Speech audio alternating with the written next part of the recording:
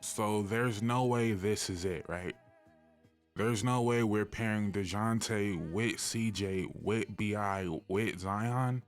Maybe it's confirmation bias, but I feel like this is absolutely setting up for the Brandon Ingram trade. Maybe I'm wrong. I just feel like Trey Murphy and Herb Jones have too much room to grow to be placed with all of those guys, so I think the BI trade is coming. And now this allows you to not necessarily have to win the BI trade as far as optics, right?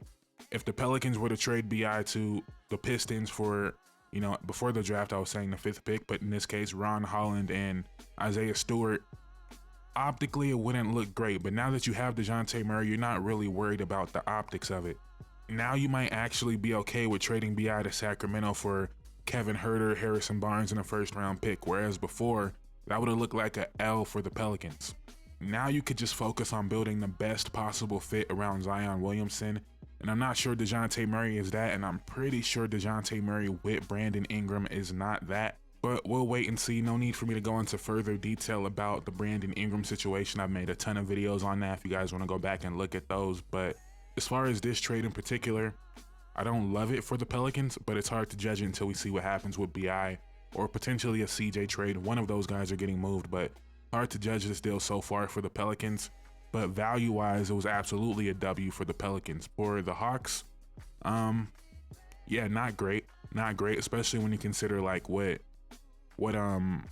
New York or what Brooklyn was just able to get for Mikal Bridges. I would say Mikal's a better player, but both guys on very good deals. Both guys, fringe all-star level players.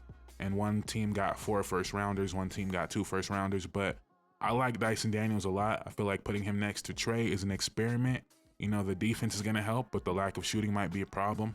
But then again, who knows? The Hawks might be in a similar position where Trey might be on the move as well. So it's hard to judge either of these teams so far.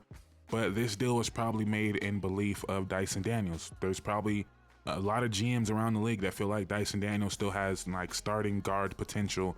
So they took a flyer on him. Basically, the only conclusion we can come to from this trade is the Pelicans got a lot of value here.